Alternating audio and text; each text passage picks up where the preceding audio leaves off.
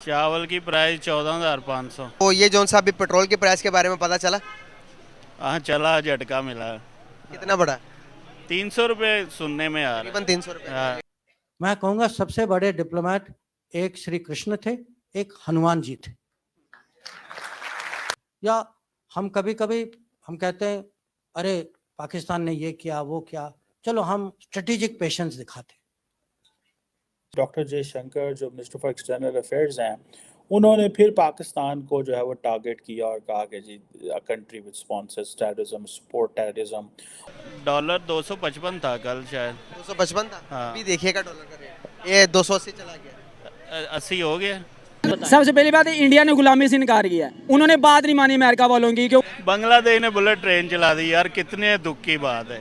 यकीन करें कि हमारा जरा ही मुल्क है यार। अभी बांग्लादेश जब पाकिस्तान के ये हालात देखता होगा तो क्या फील करता होगा, क्या सोचता होगा? पाकिस्तान से अलग होकर अच्छा किया, बुरा किया होगा? वो ये सोच रहा होगा कि बहुत अच्छा हुआ है, वो ये सोच रहा होगा। वो हम भी सोच रहे हैं क्योंकि रास्ते में इंडिया पड़ता है, हमारे पास कैरेज ही नहीं था पूरा होना। इंडिया के अंदर आपको पता गंदम कितने का किलो, आटा कितने का किलो मिल रहा है? 25 रुपये, 25 रुपये से 30 रुपये के किलो मिल रहा है। ओह हो, ये तो आपने बताया मुझे, लेकिन मुझे पता था कि हमसे कम ही होगा। इंडिया का डॉलर पता कितने का? नहीं, ये भी नहीं।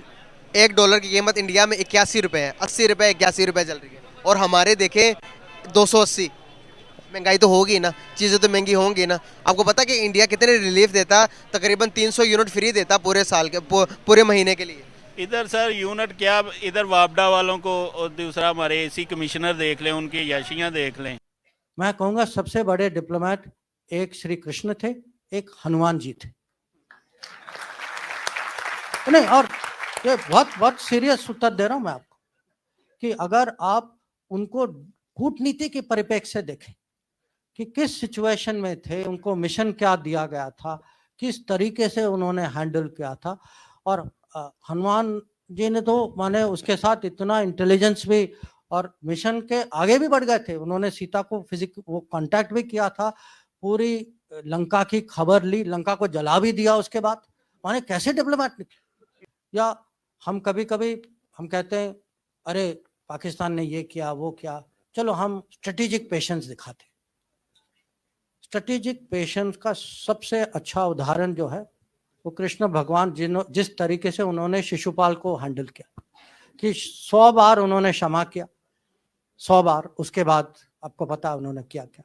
There is a question, and that question is Pakistan really understanding what Dr. Jaishankar is bringing up to, वो चीज़ें क्या लेके आ रहे हैं, और ये नया इंडिया क्या कॉन्सेप्ट है, ये पैराडाइम शिफ्ट क्या है, ये किस तरह की चीज़ें हैं। जैसे फॉर एग्जांपल अगर आप डॉक्टर जयशंकर को सुने तो वो कहते हैं कि जो इंडिया का जो स्ट्रेटेजिक कल्चर है, वो the strategic culture needs to come from आपकी वो जो, जैसे कहते हैं ना कि हिस्ट्री, वैल्यूज़, कल्चर, इन चीज़ों से आता है। और वो प्रॉपर्ली कहते हैं कि जो इंडिया की डिप्लोमेसी है, वो अगर महाभारत टर्म में देखा जाए तो वो कहता है कि जो ग्रेटेस्ट डिप्लोमेट है वो श्री कृष्णा और हनुमान जी थे।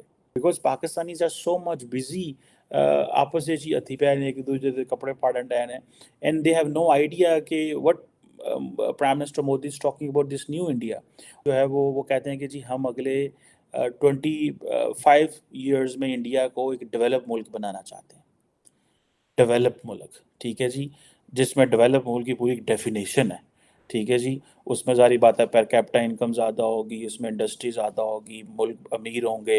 कश्मीरियों के साथ हम किस वजह से हैं? आप सब एक दफा बोलें किस वजह से। क्या हमारी शाह राग है, हमारे भाई हैं, हमारी शाह मुसलमान होने के मुसलमान, मुझे भी मौका दें मुसलमान होने के नाते। क्या दुनिया में जितने भी इस्लामिक कंट्री हैं, क्या उन्होंने ट्रेड बंद कर दी इंडिया के साथ? वो भी तो मुसलमान है। हमने मुसलमान होने के नाते इंडिया से ट्रेड बंद कर दी। सऊदीया ने ट्रेड बंद की, अफगानिस्तान ने बंद की, बांग्लादेश ने बंद की। इसका क्या जवाब देंगे? मेरा सवाल ये है, एक तरफ इंडिया से ट्रेड बंद, दूसरी तरफ इंडिया की तारीफें, ऐसा क्यों है ये बताएं। सबसे पहली बात है, इंडिया ने गुलामी से इनकार किया है। उन्होंने बात नहीं मानी अमेरिका वालों की कि उन्होंने, उनकी जो खारजा पॉलिसी है वो आज़ाद है, और हमारी खारजा पॉलिसी उनकी गुलाम है, उनसे पैसे लेते हैं, उनसे पैसे लेकर उनकी बातें मानते हैं, और जब उनकी बातें मानेंगे तो वो अपनी मनवाएंगे ना, और जब वो अपनी मनवाएंगे तो इस्लाम का सत्यानाश होगा, दीन का बेड़ा गर्क होगा, और पाकिस्तान जिस मकसद पे बना था, ला इलाहा इल्लल्लाह की बुनियाद पे बना था, वो मकसद नाकाम होगा। और यही तो वो लोग चाहते हैं। अल्लाह की बुनियाद पर पाकिस्तान बना है। क्या इस टाइम पाकिस्तान का जो निज़ाम है वो इस्लामिक निज़ाम है? कोई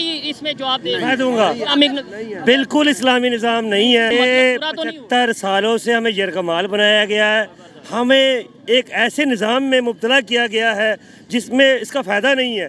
हम जीत तो जाएंगे मगर इस निज़ाम का कोई फ़ायदा नहीं है। हमारा असल निज़ाम कुरान पे मबनी होनी चाहिए।